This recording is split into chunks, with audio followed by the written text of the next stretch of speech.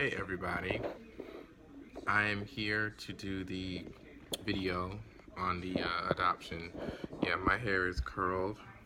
I gotta take it out and pick it back out into its fluff, its wavy little fluff, so that soon I'm gonna get the sides taken balded, because I always get the sides balded, and then I just have the hair, but this is grown out, so yeah.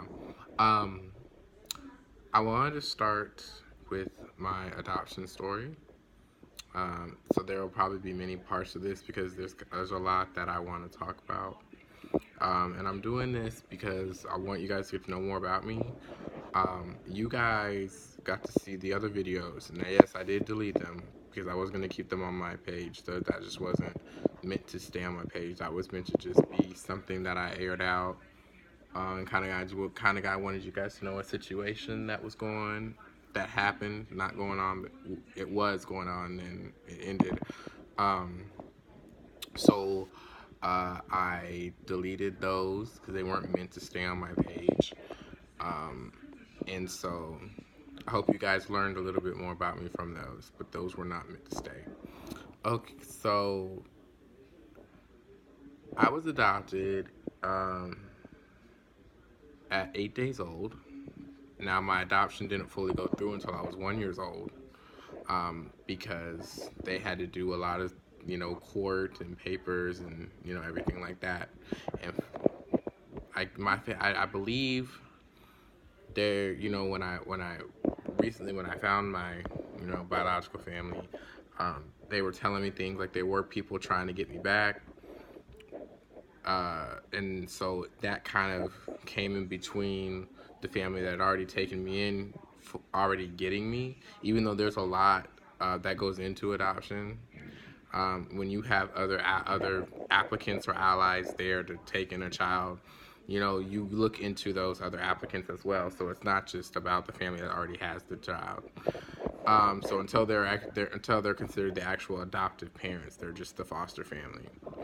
Um, so that I was adopted at 8 days old. I was born October 16th, 1995, in San Angelo, Texas. That's my home. That's where I'm from.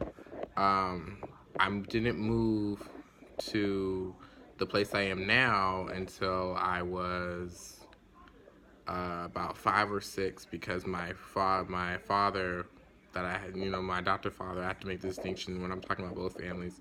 My adopted father was in the Marines. He was in the service, and he got stationed to here.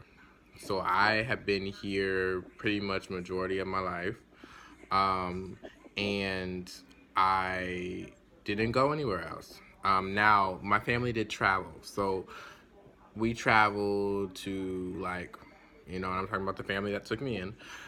So we traveled to Colorado. We traveled to when we left Texas, we traveled to Colorado.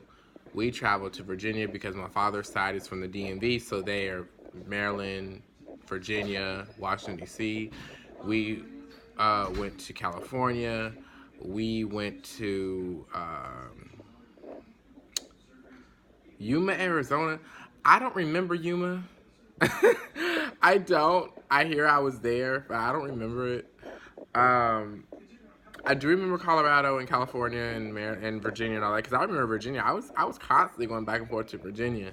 I mean, I'm staying with my grandma right now, my grandma Vivian, and she's, my dad's mother. So I went to see her before she moved here. My dad's mother, Miss Vivian, or Grandma Vivian, I went to see her. That's where I went to see her, was Virginia, the DMV. We went everywhere. Florida, many, many. So, myself, though, when I went to, got older, like my age now, I went to many places. I'm not even gonna go into that because that's not really what the video is about. But we traveled a lot, okay? And we had a huge van that carried everybody. So I am the youngest out of, let me see, me, AC, Chris, Tony, Janie, Dede, Saquon.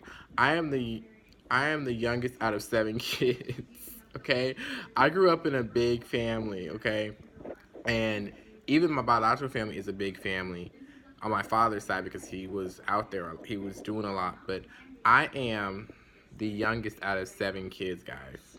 My parents had 8 kids. Okay, now me and my sister Janie were the only adopted kids in the family that weren't blood. Me and Janie were the only ones who were not blood. The other kids that were adopted were my father's sister's kids that he took in because she could not care for them. Um, so that was, you know, so they were with us, and they grew up with us. We all grew up together in the same household. So, yeah. So all my life I didn't see my first picture of my biological parents until I was about 7. I had heard things like my biological mother was big with alcohol. She was, okay, I will. She was big with alcohol. My father was also big with alcohol and drugs, but um,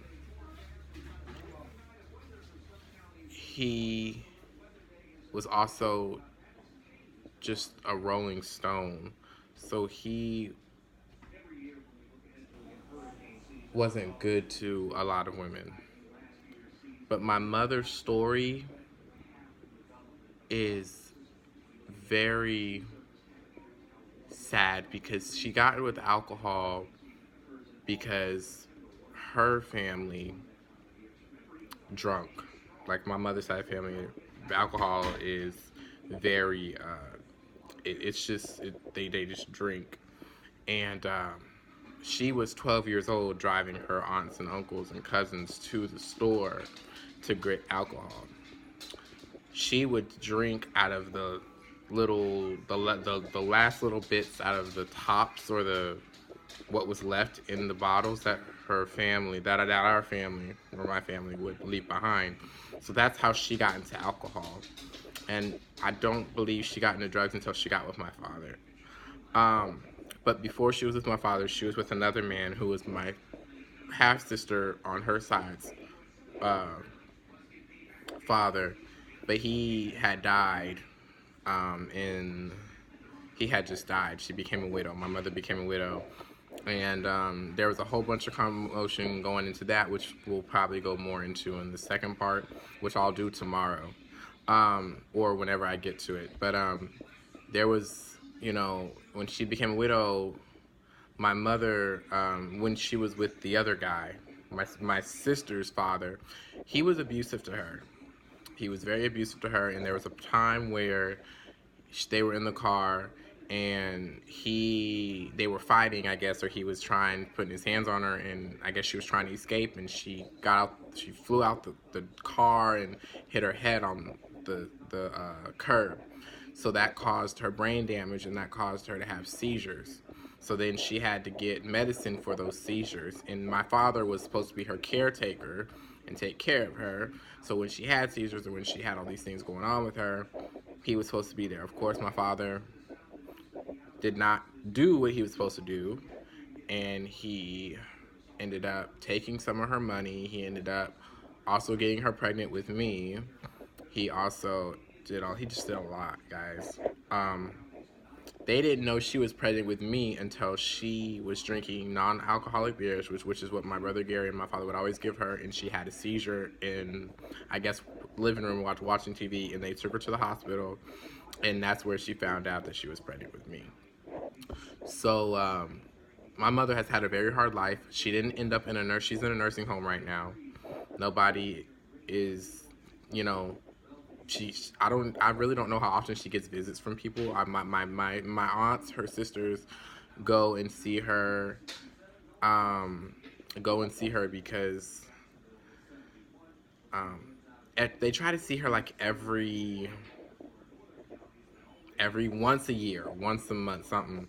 when they're able to go to St. Angelo. But they don't see her as often because they live in Dallas and she lives in St. Angelo. Dallas is about 2 or 3 hours from St. Angelo. It's far. It's a long drive. So yeah. But she ended up in a nursing home because somebody was attacking her, and she pulled a knife out on him, and she was protecting herself. And the stories got switched when the police came, and they put my mother in the nursing home because they felt that she was unstable, when really it was the other way around. However, my mother did need somebody to take care of her because she did have problems. She had a lot of medical problems along with her seizures, and she needed people to monitor that. So my sister was supposed to get her out of the nursing home. My sister was supposed to told her that when she gets out, when she gets enough money, she can get her out the nursing home and she can bring her back. She never did that. And my sister on my mother's side is a whole nother story. She's a whole nother story. But we'll get into that, or if I decide to. So that is all I have for right now. I'll have to watch this again later if I don't remember where I stopped, so that I can continue. However, I'm going to soon go into more stuff about what happened. But my mother did not want to give me up. She could not take care of me. She was not mentally capable of taking care of me. And my father could have cared for me, but being in his care, I probably would have died because he just was not a good man at that time. And when I was born, I was born with a deficiency, something alcoholic syndrome. I have ADHD. And when I was a baby, I came out cold, from what I hear, because I remember once recently, not recently, it was like a couple years ago, maybe 5 years ago, me and my mom that raised me sat down and we looked through my files, and we found out, and even she found out, that when I was born, I was cold, and they had to put a tube down my throat to help me breathe because of the alcohol and all that my mother did. So I could have died as a child. So me being here, I'm very fortunate.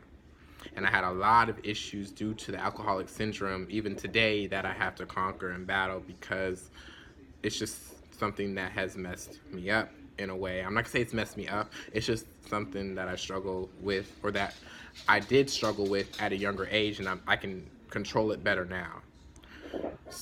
So, yeah. So, part 2 will be up when I can get it up. I will look back at this soon, depending on how long it is that I am able to upload again. But part 2 will cover more, and I'm excited to see what else you guys will learn. All right, bye.